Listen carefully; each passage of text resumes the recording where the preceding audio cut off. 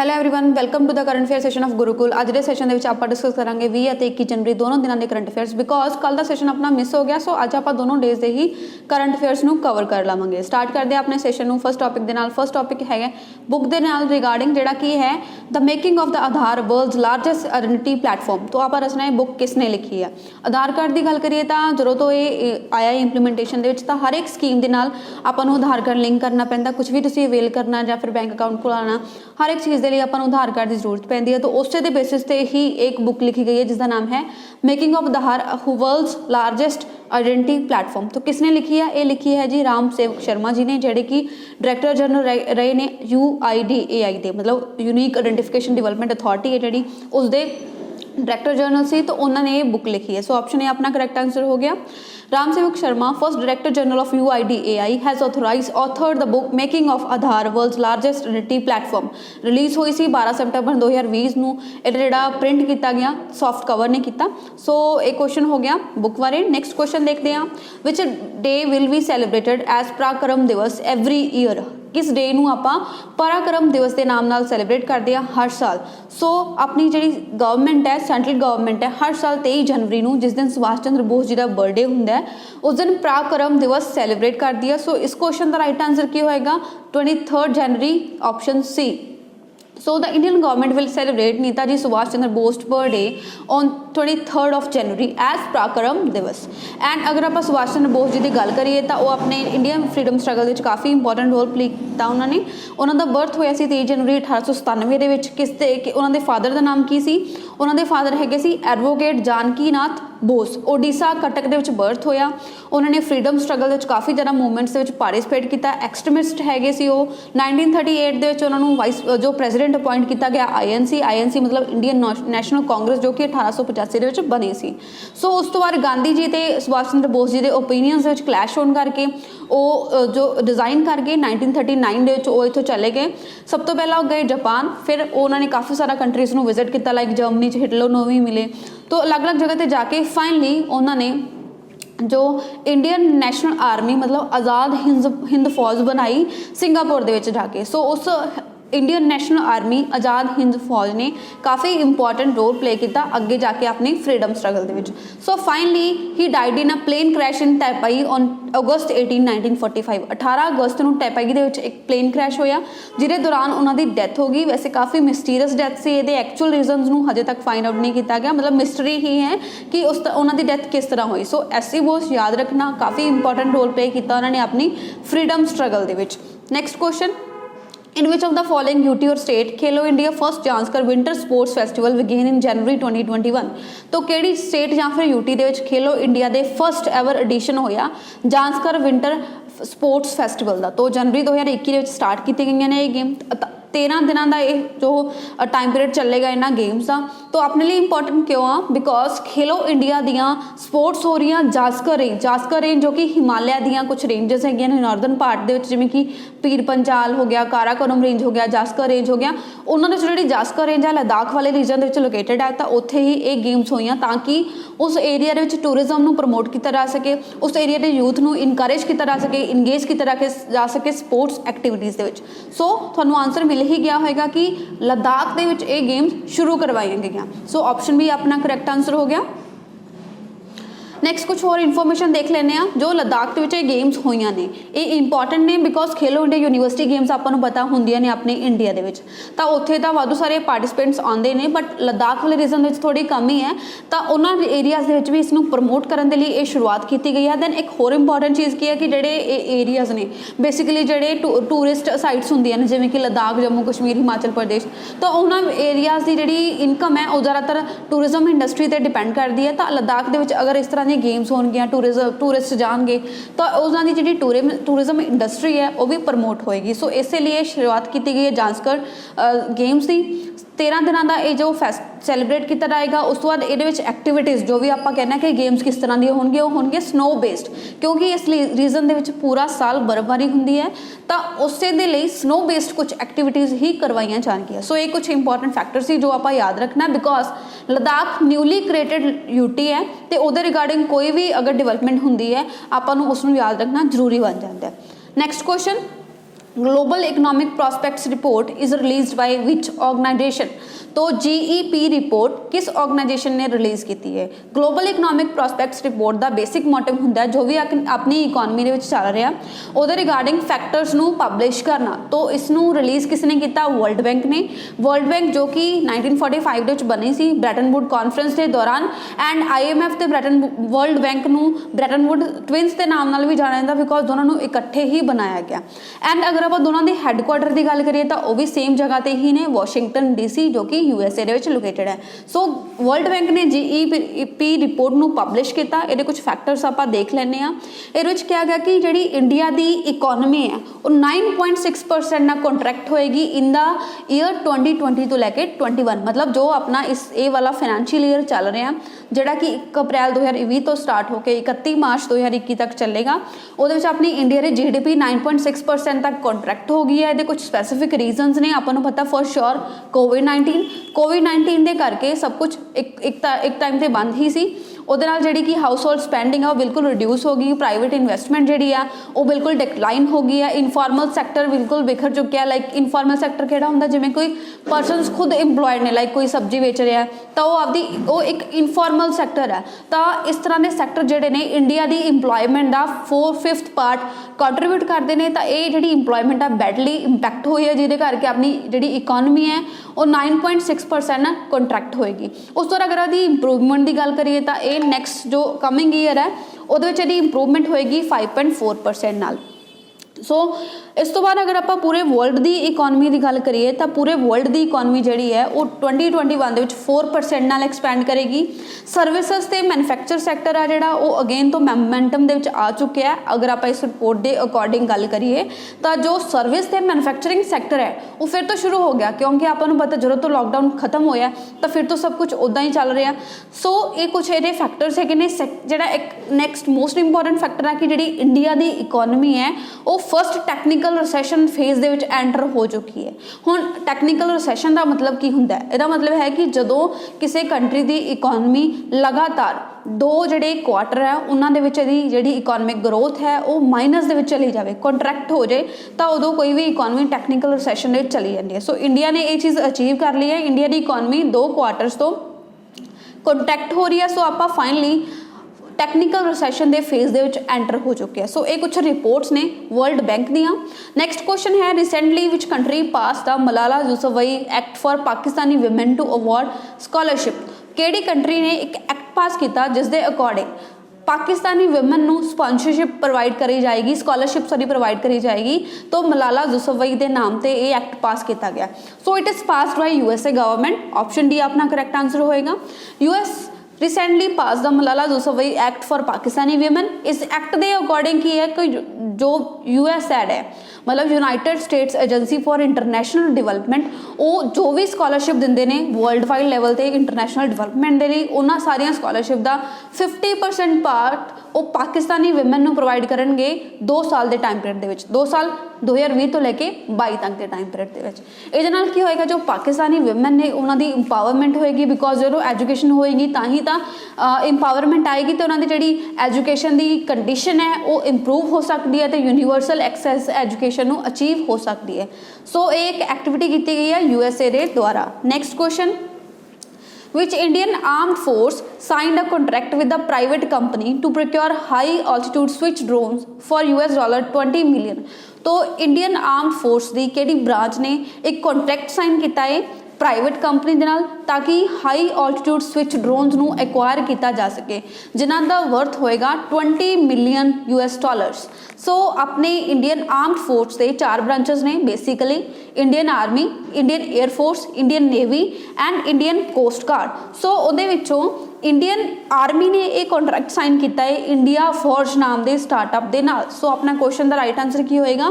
Option A, armed Indian army ने एक drones के लिए कॉन्ट्रैक्ट साइन किया है। ड्रोन्स का अजकल काफ़ी इंपॉर्टेंट रोल प्ले हो रहा हर एक सैक्टर के। अगर डिफेंस की गल करिए तो काफ़ी इंपॉर्टेंट रोल है। If you have watched Uri the surgical strike movie then तुहानूं पता होगा वो भी अपने टारगेट नूं अटैक करने के लिए ड्रोन का ही यूज़ किया गया सी, ड्रोन के नाल उहदी मैपिंग की गई सी। सो ड्रोन्स इंपॉर्टेंट रोल प्ले कर सकते हैं ਨੇ ਜਿੱਥੇ ਆਪਾਂ ਫਿਜ਼ੀਕਲੀ ਨਹੀਂ ਜਾ ਸਕਦੇ, ਡਰੋਨਸ ਉੱਥੇ ਜਾ ਕੇ ਵੀ ਉਸ ਕੰਡੀਸ਼ਨ ਨੂੰ ਈਜ਼ੀਲੀ ਸਟੱਡੀ ਕਰ ਸਕਦੇ ਨੇ। ਸੋ ਸਵਿਚ ਡਰੋਨਸ ਨੇ, ਹਾਈ ਆਲਟੀਟਿਊਡ ਡਰੋਨਸ ਨੇ, ਮਤਲਬ ਜਿਨ੍ਹਾਂ ਨੂੰ ਕਾਫੀ ਉਚਾਈ ਤੇ ਯੂਜ਼ ਕੀਤਾ ਜਾ ਸਕਦਾ ਹੈ, ਤਾਂ ਉਸੇ ਦੇ ਲਈ ਇਹ ਕੰਟਰੈਕਟ ਸਾਈਨ ਕੀਤਾ ਗਿਆ। ਨੈਕਸਟ ਕੁਝ ਹੋਰ ਫੈਕਟਸ ਨੇ।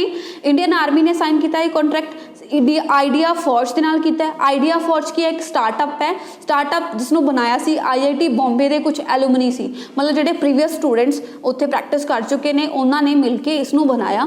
ਦੈਨ ਉਸੇ ਦੇ ਬਣਾਏ ਹੋਏ ਇਹ ਡਰੋਨ ਜਿਨ੍ਹਾਂ ਦਾ ਨਾਮ ਹੈ ਸਵਿਚ UAV, ਉਹਨਾਂ ਨੂੰ ਇੰਡੀਅਨ ਆਰਮੀ ਨੇ ਪ੍ਰੋਕਿਓਰ ਕਰਨ ਦੇ ਲਈ ਐਗਰੀਮੈਂਟ ਸਾਈਨ ਕੀਤਾ। ਐਂਡ ਇਹ ਜੋ ਆਤਮ ਨਿਰਭਰ ਭਾਰਤ ਦੇ ਵੱਲ ਵੀ ਇੱਕ ਇੰਪੋਰਟੈਂਟ ਸਟੈਪ ਹੈ, ਬਿਕੋਜ਼ ਜਿਹੜੇ ਡਰੋਨਸ ਨੇ ਉਹ ਇੰਡੀਜੀਨੀਅਸਲੀ ਡਿਵੈਲਪ ਨੇ, ਇੰਡੀਆ ਨੇ ਖੁਦ ਹੀ ਡਿਵੈਲਪ ਕੀਤੇ ਆ। ਮਤਲਬ ਅਗਰ ਆਪਾਂ ਇੰਡੀਆ ਦੀ ਟੈਕਨੋਲੋਜੀ ਨੂੰ यूज़ करांगे तो एक तो अपना जोड़ा इंपोर्ट्स ने वो रिड्यूस हो जाएंगे, इंपोर्ट बिल रिड्यूस होएगा। दैन इंडिया के खुद जोड़े इस तरह दी इंडिया आइडिया फॉर्ज नाम के तरह दी कुछ होर ऑर्गेनाइजेशनस ने, उन्होंने इन्हां टैक्नीक्स ਨੂੰ ਬਣਾਉਣ ਦੇ ਵਿੱਚ ਹੈਲਪ ਪ੍ਰੋਵਾਈਡ ਹੋਏਗੀ, ਬਿਕੋਜ਼ ਅਗਰ ਉਹਨਾਂ ਦੀ ਚੀਜ਼ ਕੋਈ ਖਰੀਦੇਗਾ ਤਾਂ ਹੀ ਤਾਂ ਉਹ ਫਰਦਰ ਬਣਾਉਣਗੇ। ਸੋ ਇੱਕ ਐਗਜ਼ਾਮਪਲ ਹੈ ਕਿ ਕਿਸ ਤਰ੍ਹਾਂ ਗਵਰਨਮੈਂਟ ਦੀਆਂ ਫੰਡ ਕੀਤੇ ਹੋਏ ਸਟਾਰਟਅਪਸ ਹੈਲਪ ਕਰ ਸਕਦੇ ਨੇ ਕੰਟਰੀ ਨੂੰ ਗਰੋ ਕਰਨ 'ਚ, ਬਿਕੋਜ਼ ਇੰਡੀਆ ਦਾ ਪੈਸਾ ਇੰਡੀਆ ਦੇ ਵਿੱਚ ਹੀ ਰਹੇਗਾ ਤੇ ਇੰਡੀਆ ਦੀ ਟੈਕਨੋਲੋਜੀ ਵੀ ਇੰਡੀਆ ਦੇ ਵਿੱਚ ਹੀ ਯੂਜ਼ ਕੀਤੀ ਜਾ ਸਕਦੀ ਹੈ ਡਿਫੈਂਸ ਸੈਕਟਰ ਦੇ ਵਿੱਚ। Next question, Jallikattu of festival वो seen in news is related to which state? Jallikattu नाम का एक फेस्टिवल है, इस टाइम न्यूज़ है, पिछले काफ़ी सालों तो न्यूज़ चल रहा है, तो वो किहड़ी स्टेट के नाल रिलेटेड है। जलीकट्टू फेस्टिवल की गल करिए तो ये बुल मतलब जोड़े बलद होंगे ने काफ़ी ज़्यादा ब्लैक कलर के भयानक टाइप, तो उन्होंने नाल रिलेटेड एक स्पोर्ट है। उन्होंने जो एक पर्टिकुलर टाइम होता है फेस्टिवल लाइक पोंगल, जिवें आपां मकर संक्रांति सैलीब्रेट की, तो तमिलनाडु दे विच पोंगल नाम का फेस्टिवल होंदा। पोंगल दे वो जलीकट्टू नाम का फेस्टिवल ऑबजर्व करते हैं। जलीकट्टू दे विच की हुंदा कि एक बुल नूं छड्डिया जांदा ओपन मैदान दे विच, कोई पर्टिकुलर परसनस कंपीट कर रहे हैं जो उसनूं कंट्रोल करने की कोशिश करते हैं, उसके हंप नूं कंट्रोल करने की कोशिश करते हैं। दैन वो बुल के हॉर्नस से कुछ कॉइनस वगैरह गोल्ड कॉइन होंगे ने, जिहड़ा परसन उस जित जाता इस गेम नूं लाइक कंट्रोल कर लैंदा बुल नूं, उहनूं वो कॉइनस मिल जाते हैं। सो अगर वो नहीं जित पाता तो जिहड़ा बुल का ओनर हुंदा वो प्राइज़ मनी उन्होंने चली जाती है। सो इस तरह की एक स्पोर्ट है, मतलब कल्चरल है, 2000 साल तो पहला चलती आ रही है। तो ये की है एनीमल क्रूएलिटी हो रही है, मतलब एक जानवर के नाल आपां अत्याचार कर रहे हैं। दैन अगर वो काबू च नहीं आंदा तो काफ़ी ज़्यादा ह्यूमन बींग्स नूं भी नुकसान पहुँचाता है, काफ़ी ज़्यादा परसनस की डेथ भी होंगी है। सो एक काफ़ी न्यूज़ में पोलिटिकल मुद्दा है। सो ऑप्शन अपना राइट होएगा ऑप्शन सी तमिलनाडु। ट्रेडिशन है 2000 ईयर ओल्ड, जिहदे एक कंपीटिटिव स्पोर्ट है। बिल जिहड़े बुल हुंदे ने उन्हां दे ऑनर्स हुंदे ने, उन्हां नूं ऑनर करन दे लई ये सैलीब्रेट कीता जांदा। इहदे विच प्राइज़ मनी है बुल दी टेम ते लटकाई जांदी है, जो भी परसन जितदा है उन्होंने मिल जाती है। दैन किहड़े-किहड़े एरियाज़ विच पॉपुलर है, वो है मदुरई, तिरुचपल्ली, थेनी ते पुडुकटोई। ये कुछ एरियाज़ ने तमिलनाडु दे जिथे फेस्टिवल जिहड़ा है ऑबजर्व करवाया जाता। दैन एक ट्रेडिशनल फॉर्म है, इहदे विच की है कि एक इंपॉर्टेंस भी है कि इहदे नाल जिहड़े बुल ने उन्हां दी जिहड़ी पुरानी एक ब्रीड है उसनूं कंजर्व कराया जा रहा है, बिकॉज ये जिहड़ा फेस्टिवल है वो पुरानी ब्रीड के नाल ही हो सकता है, मतलब जिहड़ी 2000 साल तो पुरानी चलती आ रही है। तेरा मतलब वैसे तरह हर एक एनीमल जोड़ा है वो एक्सटिंक्ट हो रहा है, उन्होंने ब्रीड खत्म हो रही है, बट इस एनीमल को कल्चरल इंपॉर्टेंस करके हजे तक भी बचाया जा रहा है। दैन इसके रिगार्डिंग काफ़ी सारे केसेस होए, मामले होए 2011 के सेंटर ने बुल्स नूं जिहड़े उदां दे एनीमल्स की कैटेगरी शामिल करता जिन्हां दी ट्रेनिंग ते एग्जीबिशन प्रोहिबिटेड है, मतलब इस तरह का आप कोई भी फेस्टिवल इन्हां दे नाल नहीं कर सकते। उस तो बाद 2014 की होया सुप्रीम कोर्ट ने बैन करती इस तरह की एक्टिविटी जिहड़ी भी हुंदी है जो आप देखिए जलीकट्टू दे विच। दैन स्टेट गवर्नमेंट ने लीगल किया इन्हां इवेंट नूं, क्योंकि स्टेट दे विच रौला पै गया, बिकॉज उन्हां लोकां दा एक ट्रेडिशन है, कल्चर है। तो उस तो बाद 2018 दे विच सुप्रीम कोर्ट ने यह सारा मैटर कॉन्स्टिट्यूशन के बेंच नूं देता कि तुसी डिसाइड करो ये कंटिन्यू होना चाहिए या फिर नहीं होना चाहिए। तो सुप्रीम कोर्ट के सामने आपको पता है किन्ने सारे केसेस पेंडिंग ने, सो ये केस भी स्टिल पेंडिंग ही है। तो जलीकट्टू जिथे एक ट्रेडिशन है, मतलब कल्चर को प्रोटेक्ट करता, उससे ही एनीमल की क्रूएलिटी के लिए भी जिम्मेवार है, क्योंकि आर्टिकल 29 के अंडर मैंशन है जोड़ा कि पार्ट 3 ऑफ कॉन्स्टिट्यूशन है फंडामेंटल राइट्स का। और आर्टिकल 29 लिखा गया कि कोई भी section of citizens, any section of citizens residing in the territory of India और any part thereof having a distinct language, script or culture of its own shall have the right to conserve the same। मतलब कोई भी section of society जिन्हां दी आपदी language आ, script ਹੈ, ਉਹਨਾਂ ਦਾ culture ਹੈ, ਉਹ ਉਸ ਨੂੰ ਪ੍ਰੋਟੈਕਟ ਕਰ ਸਕਦੇ ਨੇ, ਉਹਨਾਂ ਦਾ ਇਹ ਫੰਡਾਮੈਂਟਲ ਰਾਈਟ ਹੈ। ਬਟ ਆਪਣਾ ਦਾ ਰਾਈਟ ਹੈ, ਬਟ ਐਨੀਮਲਸ ਦੇ ਅਗੇਂਸਟ ਇਹ ਕਰੂਐਲਿਟੀ ਹੈ। ਸੋ ਜਲੀਕੱਟੂ ਯਾਦ ਰੱਖਣਾ ਤਾਮਿਲਨਾਡੂ ਦਾ ਇੱਕ ਫੈਸਟੀਵਲ ਹੈ ਜਿਹੜਾ ਕਿ ਇੱਕ ਬੁੱਲ ਦੇ ਨਾਲ ਰਿਲੇਟਡ ਹੈ। Next question, adaptation gap report 2020 was released by which body? Adaptation gap report नू रिलीज़ किया किहड़ी बॉडी है? तो अगर आपां नू पता लग गया अडेप्टेशन गैप रिपोर्ट हुंदी किस लिए है तो पता लग जाएगा कि किहड़ी इहनू संस्था ने रिलीज़ किया है। सो अडेप्टेशन गैप रिपोर्ट का बेसिक मोटिव है कि जो भी आपां क्लाइमेट नू नुकसान पहुँचा रहे हैं तो जिन्ना आपां नुकसान पहुँचाया उन्ने ही कुछ पैसे आपां इन्वायरमेंट के लिए भी लगाइए, मतलब उन्होंने प्रोटैक्ट करने के लिए। बेसिकली ये की होंदा है कि जिहड़ियां कंट्रीज़ डिवेल्प्ड ने, मतलब जिवें USA हो गया, रशिया हो गया, जिहड़ियां काफ़ी ज़्यादा क्लाइमेट नूं नुकसान पहुँचाते, मतलब इंडस्ट्रियलाइजेशन बहुत ज़्यादा है। जिवें अज दे अगर टाइम की गल करिए तो USA पूरे वर्ल्ड का सब तो ज़्यादा इंडस्ट्रियलाइज्ड एरिया है, उत्थों ही ज़्यादा पोल्यूटेंट्स रिलीज़ होंदे ने। तो इस गैप दे इस रिपोर्ट के अकॉर्डिंग जिहड़ी कंट्री डिवेल्प्ड है वो कुछ पर्टिकुलर अमाउंट डिवेलपिंग कंट्रीज़ नूं ट्रांसफर करती है ताकि क्लाइमेट चेंज के करके जो भी नुकसान हो रहे हैं वो उन्होंने भरपाई कर सके। सो इस रिपोर्ट के विच ये कहा गया कि जिहड़े भी ये पैसे दिते जाते हैं, कॉस्ट वेयर की रहती है, वो day by day year by year increase हो रही है क्योंकि क्लाइमेट चेंज बहुत ज़्यादा हो रहा है। सो क्लाइमेट की गल आई तो किहड़ी ऑर्गेनाइजेशन होएगी? United Nation Environment Programme. Option B is the correct answer. So recently, UNEP adaptation gap report estimated the annual cost of adaptation to be more than double 2050 तक 4 गुना इंक्रीज हो जाएगा, जड़ा कि एट प्रेजेंट $70 मिलियन है। Then 2030 तक ये कितना हो जाएगा? 140 तो 300 बिलियन। दैन उस बाद 2050 तक 280 तो 500 बिलियन तक की कॉस्ट चली जाएगी, मतलब हर डिकेड के नाल ये जो अमाउंट है मोर दैन डबल होंदी जाती है। सो इस दे विच हुंदा की है कि जो भी कॉस्ट होंदी है क्लाइमेट चेंज के लिए उसनों बीयर किया जाता डिवेल्प्ड कंट्रीज़ के द्वारा डिवेलपिंग कंट्रीज़ नूं ट्रांसफर करने के लिए। सो ये एडेप्टेशन फिनांस ट्रांसफर होंदी है। एडेप्टेशन फिनांस का मतलब की है कि flow of funds to developing countries to help them tide over the damages caused by weather events, मतलब क्लाइमेट चेंज होने करके वैदर इवेंट चेंज हो रहे हैं, उन्होंने नाल जो भी डैमेज होंदा उहदे लई डिवेल्प्ड कंट्रीज़ डिवेलपिंग कंट्रीज़ नूं कुछ अमाउंट ट्रांसफर कर दिया ने। सो अगर डिवेलपिंग कंट्रीज़ की गल करिए वो कौन होणगियां? स्पैशली अफ्रीका ते एशिया वालियां, जिवें कि इंडिया भी डिवेलपिंग दे विच ही आंदा, उन्हां कंट्रीज़ नूं ये कुछ कंट्रीज़ ट्रांसफर कर दिया ने। दैन इंडिया की काम कर रहा है इस क्लाइमेट चेंज को बीट करने लिए? इंडिया ने की किया है कि वो 1 अप्रैल 2020 तो या फिर 2024 के टाइम पीरियड के जो भी टाइम पीरियड अर्ली आएगा उस टाइम पीरियड तो भारत स्टेज 4 तो भारत स्टेज 6 से शिफ्ट हो जाएंगे। अगर व्हीकल्स की गल करिए, मतलब BS4 के व्हीकल आप यूज़ करते हैं उन्होंने तो शिफ्ट होना है BS6 से, मतलब उस तरह के व्हीकल्स यूज़ करने हैं जिन्होंने तो जी पोल्यूशन है क्लाइमेट चेंज है वो बहुत घट हो। सैकेंड मिशन इंडिया में चल रहा है NCAP, मतलब नैशनल क्लीन एयर प्रोग्राम, जिहड़ा कि 2019 में लॉन्च किया गया। उसका बेसिक मोटिव सी कि हवा दे विच जो भी particular matter 10 and 2.5 particular matter 10 2.5 इन्हां दोनों की कॉन्सनट्रेशन है उसनूं 20 तो 30% तक रिड्यूस करना 2024 तक। दैन CO2 की एमिशन नूं रोकण दे लई 360 मिलियन LED बल्ब्स लगाए गए उजाला स्कीम के अंडर, मतलब उजाला स्कीम लॉन्च की उसके अंडर LED बल्ब्स लगाए जा रहे हैं, मतलब इलैक्ट्रिसिटी जी उसकी कंजम्पशन घट हो ताकि जो CO2 है उसकी रिडक्शन हो सके, उसकी कॉन्सनट्रेशन की रिडक्शन करी जा सके। सो ये कुछ इंपॉर्टेंट स्टैप्स ने जिहड़े इंडिया वालों लाए जा रहे हैं। नेक्स्ट क्वेश्चन है फेस्टिवल के regarding again, colour of festival recently seen in news is related to which state? Colour of festival किहड़ी स्टेट के नाल रिलेटेड है? So colour of festival Bihar की एक वर्ड सेंचुरी है, मतलब वैसे तो 2 ने बट उन्होंने आप कंबाइन करके नागा नाटकी के नाम नाल जानते हैं। तो उन्होंने दे विच ही बर्ड्स के लिए फेस्टिवल ऑब्जर्व होंदा जिसका नाम है कलरव। सो ऑप्शन डी अपना करैक्ट आंसर होएगा, कलरव फेस्टिवल। रिसेंटली बिहार की first state level bird sanctuary जी कि स्टेट लैवल वर्ड है वो कलरव फैसटिवल ऑब्जर्व किया गया। नागी नाटकी नाम की बर्ड सेंचुरी है।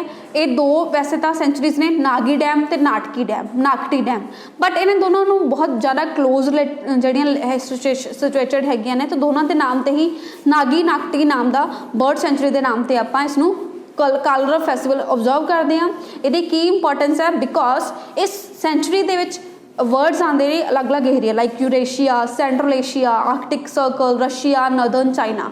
तो इन्ह सारे एरियाज तो काफ़ी ज़्यादा स्पीसीज इस सेंचुरी के आंदियां ने तो उन्होंने जी कंजरवेशन के लिए इस बर्ड सेंचुरी के लिए फैसटिवल ऑब्जर्व कराया जाता है। सो अगर आप गल करिए वैटलैंड्स इंटरनेशनल तो बर्ड लाइफ इंटरनेशनल दो ऑर्गेनाइजेशन के द्वारा एक रिपोर्ट पब्लिश की गई है कि 136 स्पीसीज तो भी ज़्यादा बर्ड्स इत्थे आते हैं।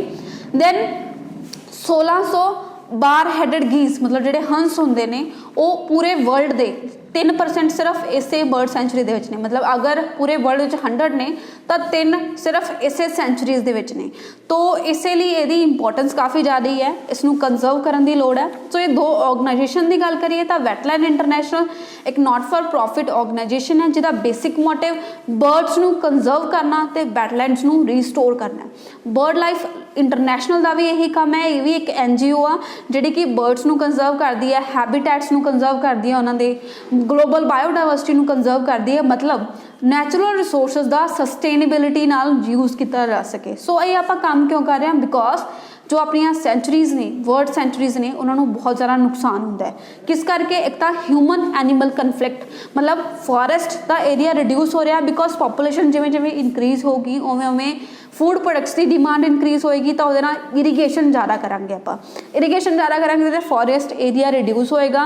फॉरेस्ट एरिया रिड्यूस होने उन्होंने हैबिटेट्स रिड्यूस हो रहे हैं। सो उन्होंने गिनती भी घट रही है, काफ़ी सारा स्पीसीज एक्सटिंक्ट हो रही हैं उसकी वजह करके। सो उस लिए भी कंजर्व किया जाता। सैकेंड की है एग्रीकल्चर रन ऑफ मतलब एग्रीकल्चर जो भी आप फर्टिलाइजर यूज़ करते हैं वो अगर पानी के थ्रू वह के इन्होंने सेंचुरीज के पहुँच रहा है तो बर्ड्स को काफ़ी ज़्यादा नुकसान होता है। सो दैट्स वाई उन्होंने प्रोटेक्ट करने की जरूरत है। उस लिए दो ऑर्गेनाइजेशन काम करते हैं जिन्होंने नाम है वैटलैंड इंटरनेशनल तो bird life international organization. Next question who inaugurated Swachhta Pakhwada organized by NCC at India Gate on 18 January 2021।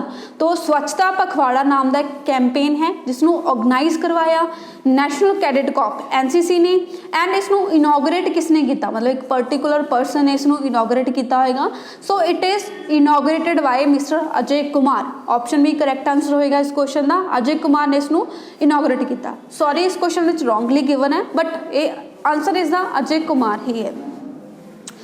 तो अजय कुमार जिहड़े ने अपने डिफेंस सैक्रटरी ने उन्होंने इस कैंपेन को इनॉग्रेट किया जिसनों ऑर्गेनाइज करवाया सी NCC ने। थीम की सी इसका क्लीन इंडिया ग्रीन इंडिया ये है मेरा ड्रीम इंडिया। तो यदा थीम रखा गया ताकि इंडिया को आप क्लीन रख सकीए। इस टाइम क्यों इस कैंपेन को चलाया गया बिकॉज आपको पता है 26 जनवरी को अपना रिपब्लिक डे परेड होनी है तो वो राष्ट्रपति भवन च होंगी है तो राजपथ को क्लीन रखने के लिए ये जो NCC कैडेट्स ने उन्होंने इस कैंपेन को चलाया जिसका नाम है स्वच्छता पखवाड़ा। नेक्स्ट क्वेश्चन है in the UT of Jammu and Kashmir Ghanouri Tanta village in which district has got electricity for the first time. Jammu Kashmir के एक पर्टिकुलर डिस्ट्रिक्ट के एक प्लेस है जिसका नाम है घनौरी टाटा। उस जगह पर पहली बारी इलैक्ट्रिसिटी पहुंची है मतलब जिस फेज के आप गल करें डिजिटल इंडिया की एजुकेशन भी डिजिटल हो बैंकिंग डिजिटल है सब कुछ डिजिटल है उस टाइम पर इस एरिया इलैक्ट्रिसिटी ही हुण पहुंची है। सो उस एरिया का नाम दसना है उस डिस्ट्रिक्ट का नाम दसना है वो है ऑप्शन बी डोडा डिस्ट्रिक्ट। डोडा डिस्ट्रिक्ट जी जम्मू कश्मीर की है उस जगह का एक विलेज जिसका नाम है घनौरी टांटा। उस जगह पर पहली बारी बिजली पहुँचाई गई है recently. So the UT of Jammu and Kashmir Gnori Tanta village in mountainous Doda district has got electricity for the first time। ये जो टास्क है उन्होंने 15 दिनों कंप्लीट किया गया। किसने कंप्लीट करवाया उतों की पावर डिवेलपमेंट कॉरपोरेशन जी है जिमें कि अपने पंजाब की PSPCL आ तो जम्मू कश्मीर की जी पावर कॉरपोरेशन उसका नाम क्या है Jammu power development corporation limited and Shilaka officials, उन्होंने सब ने मिलकर ये काम कंप्लीट करवाया। दैन अगर जम्मू कश्मीर की गल करिए तो लैफ्टीनेंट गवर्नर है ने मनोहर सिन्हा। CM क्यों नहीं आ? बिकॉज जम्मू कश्मीर स्टेट नहीं रहेगी, वो यूटी है। 2019 5 अगस्त को आर्टिकल 370 खत्म करके जम्मू कश्मीर ते यूटी लद्दाख 2 यूटीज बनाई गई। तो इसके एलजी है ने मनोज सिन्हा। डैम्स है ने 3 बगलीहार डैम जोड़ा कि चनाब रिवर ते Dulhasti dam Chenab river and Uri 2 dam Jhelum river. Then कुछ नैशनल पार्क्स ने जोड़े आप वैसे भी ऑलरेडी डिस्कस कर चुके हैं। Dachigam national park, Salim Ali national park, Kazinag national park, Kishtwar national park and Hemis national park. So इस काजीनाग नू कन्फ्यूज ना करना विद द काजीरंगा जो कि आसम दे विच है। सो काजीरंगा आसम दे विच है, काजीनाग कित्थे है? जम्मू एंड कश्मीर। सो ये कुछ इंपॉर्टेंट इन्फॉर्मेशन होगी जी कि जम्मू कश्मीर बारे आपको पता होनी चाहिए है। नैक्सट अपना लास्ट टॉपिक देखते हैं जोड़ा कि है नैशनल पार्क्स ऑफ झारखंड। तो अज दे इस सैशन आप डिस्कस करेंगे झारखंड स्टेट का नैशनल इंपॉर्टेंट नैशनल पार्क जोड़ा कि है बेटला नैशनल पार्क। सो झारखंड जी अपने ईस्टर्न कोस्ट से थोड़ा जा नाल ही है, तो उसके कैपिटल हैगी है रांची। तो उत्थे इको एक नैशनल पार्क लोकेटेड है जोड़ा अपने लिए इंपॉर्टेंट है, जिसका नाम है बेटला नैशनल पार्क। वैस्ट बंगाल के नाम बाउंड्री शेयर होंगी है झारखंड की। सो ये कुछ फैक्टर्स ने जोड़े आपको पता होने चाहिए। नाउ अज के सैशन को खत्म करते हैं ये सारे इंपॉर्टेंट टॉपिक्स के नाल जिन्हों की आप डिस्कशन ऑलरेडी कर ली आ। तो लास्ट है थोड़े लिए एक छोटी जी information, if you want to join the online and offline batches you can contact to these number जोड़े कि तुहानू स्क्रीन पर गिवन ने। एंड ये अगर तुसी ऑफलाइन बैचेस ज्वाइन करने हो लाइक पटवारी, एडिटी, नायब तहसीलदार, कुछ होर कॉम्पीटिटिव एग्जाम से, तो तुसी बठिंडा ते अबोहर दोनों बैचेस नू ज्वाइन कर सकते हो। इस तो बाद if you want to join online batches then you can download the app Gurukul from Play Store. तो मिलते हैं कल के सैशन के कुछ होर इंपॉर्टेंट करंट अफेयर्स के नाल। Till then bye bye, take care, जय हिंद।